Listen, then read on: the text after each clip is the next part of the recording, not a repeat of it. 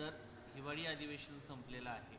हिवाळी अधिवेशनामध्ये तुम्ही विविध प्रश्न मांडलेले आहेत, पण पहिल्यांदाच महाराष्ट्रासाठी एम्सचा मुद्दा चर्चेत आलेला आहे। खास करून मराठवाड्यासारखा मागास भाग आहे, त्यामध्ये तुम्ही एम्स मागितलेला आहे, काय सांगा? मराठवाड्यामधले अनेक पेशंट दुर्धर रोगाने आजारी होऊन त्यांना हैदराबाद, नागपूर, मुंबई आणि पुणे अशा ठिकाणी त्यांना शिफ्ट करावं लागतं। टर्शरी केअरची जी ट्रीटमेंट असते किंवा त्यांना प्लेनने उचलून जाण्याच्या संदर्भात जे एअर ॲम्ब्युलन्सची जी सुविधा असते ती आमच्या 8ही जिल्ह्यामध्ये कुठेही नाही आहे। आणि त्या भागामधल्या मेडिकल चिकित्सांचा दर्जा उंचावण्याच्या दृष्टिकोनातून मी केंद्रीय आरोग्यमंत्री माननीय JP नड्डाजी, अनुप्रिया पटेलजी आणि प्रतापराव जाधव यांच्याकडे मराठवाड्यातल्या नांदेड या आमच्या लोकसभा क्षेत्रामध्ये एम्स त्या ठिकाणी स्थापन करावं आणि एम्सची मागणी ही मी तिन्ही मंत्र्यांकडे लावून धरलेली आहे। आणि नांदेडला जर एम्स झालं तर नांदेडच्या माध्यमातून तेलंगणाची सीमा, आंध्राच्या सीमा, कर्नाटकाच्या सीमा आणि आमच्या मराठवाड्यातल्या 8ही जिल्ह्यांना एम्सच्या माध्यमातून एक दर्जेदार रुग्णसेवा मिळेल असा आमचा आशावाद आहे। माननीय मंत्र्यांनी त्याच्यावरती आम्हाला सकारात्मक प्रतिसाद दिलेला आहे। तसं बघायला गेलं तर एका राज्याला एकच एम्स देता येतं अशा पद्धतीच्या केंद्राच्या गाईडलाईन्स आहेत। वाटतं तुम्हाला दुसरं रुग्णालय महाराष्ट्राला मिळेल, कारण एका राज्याला एकच? आमचा दुर्दम्य आत्मविश्वास आहे, कारण केंद्र सरकार जरी समजा नियम असले तरी पण माननीय मोदीजी, माननीय JP नड्डाजी यांच्या मनामध्ये मराठवाड्याच्याबद्दल अतिशय प्रेम आहे। आणि मी माननीय मोदीजींच्या भेटीत त्यांना पण या गोष्टीचा उल्लेख केला होता। त्यामुळे त्यांनी स्पेशल धर्तीवरती एखाद्या राज्यामध्ये दुसरं स्पेशल एम्स देऊ शकता येतं। त्यामुळे मी माझ्या नांदेडसाठी एम्सची मागणी केलेली आहे आणि निश्चितच वर्षभरामध्ये ती एम्सची मागणी मी पूर्ण करून केंद्र सरकारच्या पाठीमागे त्याचा पाठपुरावा करून आणण्यासाठी यशस्वीपणे प्रयत्न करेन। मराठवाड्याचा विषय निघाला म्हणून प्रश्न विचारतो। मराठवाडा वॉटर ग्रीड प्रकल्प हा सातत्यानं मराठवाड्याच्या संदर्भात सांगितला जातो, नदी जोड प्रकल्प कानावर पडतो, पण त्याचं स्टेटस काय आहे? सरकार याच्या संदर्भात काय विचार करतं? कारण दोन्हीकडे तुमचं सरकार आहे आता। माननीय देवेंद्रजींच्या स्वप्नातला आणि त्यांच्यासारखा अभ्यासपूर्ण नेतृत्व या महाराष्ट्राला लाभलेलं असल्यामुळे मराठवाडा वॉटर ग्रीड जे महाविकास आघाडीने थांबून ठेवलेलं होतं, जे देवेंद्रजींच्या काळात 2014-2019 मध्येच त्याची अंमलबजावणी व्हायला पाहिजे होती, ती महाविकास आघाडीमुळे त्याला खीळ पडला।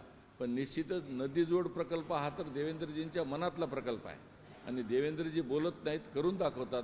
त्यामुळे नदीजोड प्रकल्प आणि मराठवाडा ग्रीड हे येत्या 5 वर्षामध्ये देवेंद्रजींच्या नेतृत्वात निश्चितच अंमलात आल्याशिवाय राहणार नाही आणि आम्ही महाराष्ट्रातले सगळे खासदार ताकदीने देवेंद्रजींच्या पाठीशी उभे राहू। राज्यामध्ये बऱ्याच ठिकाणी रडार जी आहे, डॉपलर सिस्टीम, ती आता सुरू झालेली आहे, मात्र मराठवाड्यामध्ये अद्यापर्यंत ही सुरू नाही आहे। या संदर्भात तुम्ही काही पाठपुरावा केला? मी राज्यसभेमध्ये हा विषय उचलला, कारण जी घनघोर वर्षा होते, त्यानंतर मुसळधार पाऊस पडतो, वारा येतो, चक्रीवादळ येतं, या संदर्भात अतोनात नुकसान व्हायचं। त्यामुळे मराठवाड्यामध्ये सुरुवातीला ह्या गोष्टी अवघड होत्या, पण मी आमच्या सरकारला विनंती केली, त्या ठिकाणी भूमी अधिग्रहित करून वन विभागाच्या माध्यमातून देखील ज्या ज्या ठिकाणी भूमी अधिग्रहित करून अशा प्रकारचे हवामानाचे जे डॉपलर रडार आहेत हे मराठवाड्यामध्ये निश्चितच येत्या 6 महिन्यामध्ये स्थापित करण्याचे केंद्र सरकारने संबंधित अधिकाऱ्यांना, संबंधित मंत्रालयाला आदेश देण्यात आलेले आहेत, जेणेकरून 6 महिन्यात मराठवाड्यामध्ये हवामानाचे डॉपलर हे रडार चालू होतील अशी मला पूर्णपणे खात्री आहे। रडार डॉपलर सिस्टीम असो, नांदेडचं एम्स असो, नदी जोड प्रकल्प असो किंवा वॉटर ग्रीड प्रकल्प असो, हे प्रश्न तुम्ही मांडतायत, मात्र गेल्या काही दिवसांपासून मराठवाड्यामध्ये ज्या पद्धतीने बेरोजगारीची समस्या आहे, त्याचबरोबर अलीकडच्या काळात ज्या दंगलसदृश परिस्थिती निर्माण झाली, बीडचा प्रश्न असो, या प्रश्नावरती येथून मात करता येईल असं तुम्हाला वाटतं का?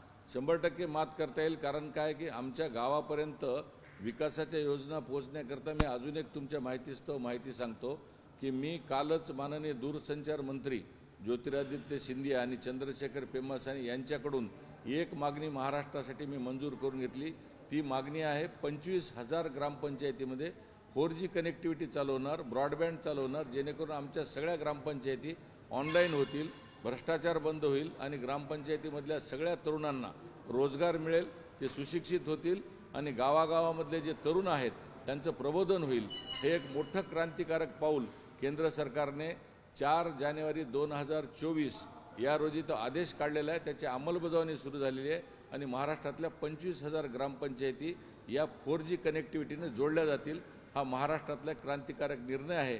त्याचं क्रेडिट मी माननीय प्रधानमंत्री मोदीजींना आणि या राज्याचे मुख्यमंत्री महाराष्ट्राचे देवेंद्र फडणवीस यांना देतो. मराठवाड्यामध्ये तुम्ही एक कॉरिडॉरची माहिती दिली आहे, तशी मागणी केलेली आहे आणि ह्या अधिवेशनामध्ये तुम्ही तो मुद्दाही मांडलेला आहे.